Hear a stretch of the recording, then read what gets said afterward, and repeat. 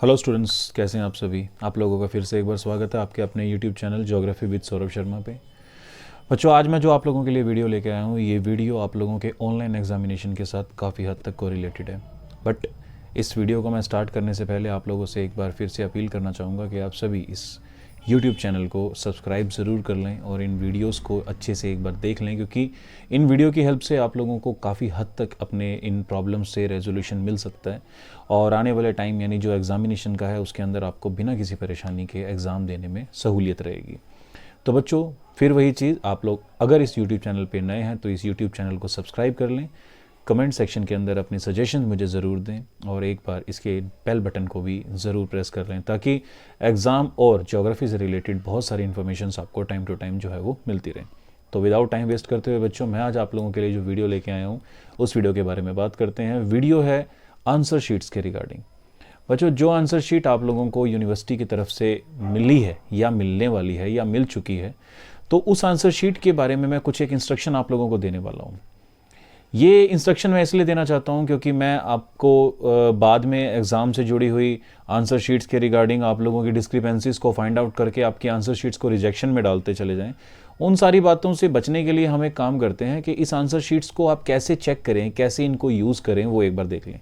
बच्चों, यूनिवर्सिटी की तरफ से जो आंसर शीट आप लोगों के लिए प्रोवाइड की गई है उसका जो सैम्पल फॉर्मेट है वो ये है जो मैं आप लोगों के सामने रखे हूँ। ये बार कोड वाली आंसर शीट है जो कुरुक्षेत्र यूनिवर्सिटी कुरुक्षेत्र की वेब पोर्टल के ऊपर भी अवेलेबल थी, लेकिन बीच में फिर प्राइवेट या फिर डिस्टेंस के एजुकेशन के बाद उन्होंने ये फॉर्मेट वहाँ से हटा लिया था।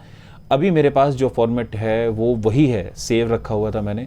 तो इसके ऊपर कुछ एक चीज़ें जो मैं आप लोगों के लिए बताना चाहता हूँ, पॉइंट वाइज मैं आप लोगों के साथ डिस्कस करते हैं। फर्स्ट ऑफ ऑल बच्चों, KUK के इंस्ट्रक्शन के अकॉर्डिंग जो बच्चे ऑनलाइन एग्जामिनेशन देने वाले हैं उनको इन 36 पेजेस की आंसर शीट अपने एग्जाम पेपर के नंबर के हिसाब से निकलवानी है। प्रिंट आउट निकलवा लीजिए क्योंकि ये आंसर शीट आपको मार्केट के अंदर इजीली अवेलेबल नहीं होगी। इस आंसर शीट के ऊपर आप लोगों को सबसे पहली चीज़ ये ध्यान में रखनी है कि जो भी इंस्ट्रक्शन आपको दी गई हैं, इंस्ट्रक्शंस मीन के रोल नंबर फिगर्स में इन words, and then student name, and then class and year, name of the paper, paper code या question paper code, total number pages written by the candidate, signature of the student and date of the examination। बच्चों, क्योंकि आप लोगों ने एक बहुत बड़ा आंदोलन किया, एक बहुत बड़े पॉजिटिव वाइब्स के साथ आप लोगों ने क्या किया, एक ऑनलाइन एग्जामिनेशन की तरफ अपने पहले कदम बढ़ाए, तो यूनिवर्सिटी ने आपके उस पॉजिटिवनेस को जो है वो सराहा। लेकिन मुझे ऐसा लगता है कि वो पॉजिटिवनेस जो है वो आने वाले टाइम में आप लोगों के लिए बड़ी प्रॉब्लम क्रिएट ना करे, क्योंकि बहुत सारे बच्चे क्या करते हैं जिनको ऑनलाइन एग्जामिनेशन के बारे में कुछ भी नहीं पता, आंसर शीट के अपलोड, PDF क्रिएशन, फिर गूगल फॉर्म को फिल करना, फिर गूगल मीट के ऊपर attendance and so many things, यानी कि बहुत लंबा चार्ट है अगर मैं आप लोगों के साथ डिस्कस करूँ तो वो बहुत सारे बच्चों को नहीं पता है। वो क्या करते हैं कि देखा देखी क्या है, ऑफलाइन से ऑनलाइन मोड के अंदर अपने उसको शिफ्ट कर लेते हैं। लेकिन यूनिवर्सिटी ने अपनी गाइडलाइन के अंदर एक साफ साफ बातें लिखी हुई हैं। उन साफ लिखी हुई बातों को मैं आप लोगों के साथ डिस्कस करने वाला हूं जो कि सिर्फ आंसर शीट के रिगार्डिंग है। तो चलिए बच्चों, ये जो इंस्ट्रक्शन यूनिवर्सिटी ने दिया हुआ है, ये सारी इंस्ट्रक्शंस आप अच्छे से पढ़ लेना। इस इंस्ट्रक्शन में से किसी भी इंस्ट्रक्शन को आप गलत नहीं भरोगे, यानी कि फॉल्स नहीं भरोगे। फर्स्ट ऑफ ऑल, आप किसी भी पॉइंट को, आइदर वो रोल नंबर हो, स्टूडेंट नेम हो, क्लास सेमेस्टर हो, पेपर नेम हो, paper code, number of sheet return, ये सारी चीज़ें क्लियर भरोगे। क्लियर भरने का मतलब, अगर कोई बच्चा इसके अंदर रोल नंबर लिखता है 20106350, तो ये बिल्कुल सही भरा होना चाहिए। इसमें अगर गलती से भी वो ओवर कटिंग करता है, या तो वो कटिंग हो जाए या ओवर राइटिंग हो जाए, जिसके चलते मान लो ओह बाद में ध्यान आया नहीं यार 20 नहीं है 21 है, तो वो ये ऐसे ऐसे कर देते हैं, कटिंग हो गई, ओवर कटिंग हो गई या ओवर राइटिंग हो गई। तो किसी भी तरीके से आप इसके इंस्ट्रक्शन को ना तो कटिंग के साथ भरेंगे ना ही ओवरलैप के साथ करेंगे या ओवर राइट नहीं करेंगे। नेम ऑफ स्टूडेंट बिल्कुल राइट भरा होना चाहिए, क्लास और सेमेस्टर आप लोगों के बिल्कुल सही। अब ये जो पॉइंट है ये मैं आप लोगों के लिए क्यों इस बार बता रहा हूँ, क्यों मैं आप लोगों के साथ डिस्कस कर रहा हूँ, उसका मेन रीज़न बच्चों ये है क्योंकि एक घर में कई बार एक से ज़्यादा ब्रदर एंड सिस्टर्स होते हैं जो कि सेम कोर्स में रहते हैं, आइदर वो सीनियर या जूनियर हो सकते हैं। तो क्या है, एक ने परचेज किया, उसके एग्जाम में से बच गई, वो क्या करता है दूसरे बच्चा यूज़ कर लेता है। किसी भी सूरत में ऐसा नहीं करना है। मान लीजिए कोई बच्चा, अगर दो ब्रदर एंड सिस्टर हैं, तो इंडिविजुअल सेपरेटली आप अपने अपने क्वेश्चन पेपर के जो सेट हैं, आंसर शीट के सेट हैं, उन्हें जरूर परचेज कर लें, प्रिंट आउट निकलवा लें। तो कोई भी बच्चा अपने ब्रदर एंड सिस्टर की बची हुई शीट्स को यूज ना करें। अगर वो ऐसा करता है तो उसे बड़ी दिक्कत का सामना करना पड़ सकता है। वो दिक्कत क्या है मैं आप लोगों को बता दूंगा। नेम ऑफ पेपर आप बिल्कुल एग्जैक्टली सेम वही भरेंगे जो आपके क्वेश्चन पेपर पे लिखा होगा। क्वेश्चन पेपर कोड भी आप लोगों का वैसा ही होगा। उसके बाद टोटल नंबर ऑफ पेजेस, जो सबसे ज्यादा बच्चे नजरअंदाज करके चलते हैं वो है क्वेश्चन पेपर के अंदर, सॉरी आंसर शीट के अंदर आपने कितने पेजेस को है अटेम्प्ट किया है। बच्चों ध्यान रखना, अगर आपने 15 पेजेस लिखे हैं तो 15 पेजेस लिखिए, अगर आपने 20 लिखे हैं तो 20 लिखिए, अगर आपने 25 भरे हैं तो 25 लिखिए, आपने 36 भरे हैं तो 36 लिखिए। कोई भी बच्चा इसे खाली नहीं छोड़ेगा। स्टूडेंट सिग्नेचर का जो कॉलम है वो भी सभी बच्चे क्लियर कट अपने सिग्नेचर जो आपने एडमिट कार्ड के ऊपर अपलोड किए होंगे, कुरुक्षेत्र यूनिवर्सिटी के एग्जामिनेशन फॉर्म को भरते टाइम अपलोड किए होंगे, वही आप सिग्नेचर आप यहां करेंगे। डेट ऑफ एग्जामिनेशन गलती से भी गलत मत भर देना। ये मैं बार बार गलती शब्द इसलिए कर रहा हूं क्योंकि आप लोगों की गलती इस बार आप लोगों के आंसर शीट के इवैल्यूएशन में बहुत बड़ी बाधा होने वाली है।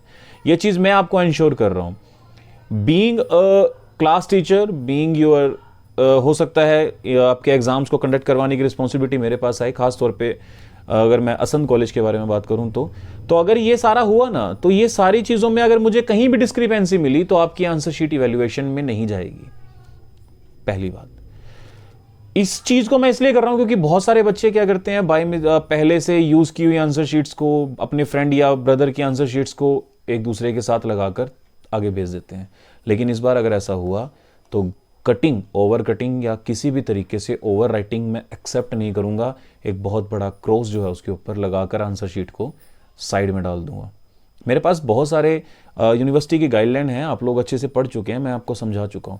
सेकंड थिंग बच्चों, ये जो पेज नंबर लिखा हुआ है ना साइड में, फर्स्ट पेज, उसके बाद आता है आपका अगला पेज यानी कि पेज नंबर 2, ठीक है, पेज नंबर 3। मैंने ऑलरेडी जो ये पैटर्न आप लोगों के पास आंसर शीट का भेजा है, इसके अंदर पूरे आंसर पेज के अंदर यानी कि आंसर शीट के हर पेज पे एक नंबर लिखा हुआ है। कोई भी बच्चा किसी भी नंबर को ओवर कट नहीं करेगा। बात समझ लेना। आपने पहले ये भर दिया, आपने पहले ये लिख दिया, फिर इसको 4 को काट के 5 कर दिया, फिर 5 को काट के 6 कर दिया, 3 को काट के 4 कर दिया। किसी भी तरह से की हुई ओवर कटिंग, ओवर राइटिंग अगर किसी भी पेज नंबर पे मिलती है तो उसका मतलब वो आंसर शीट का वो पेज ऑलरेडी पहले से ही यूज है।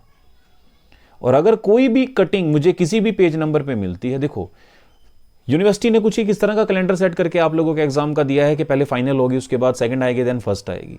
तो वो एग्जामिनेशन करवाने वाले जो बॉडी होगी एक्चुअली, उसके पास इनफ टाइम होगा आपकी आंसर शीट को इवैल्यूएट करने के लिए। और मैं इस चीज को स्ट्रिक्टली मॉनिटर करने वाला हूं कि कोई भी बच्चा इस तरह की एक्टिविटी में इन्वॉल्व ना हो सके।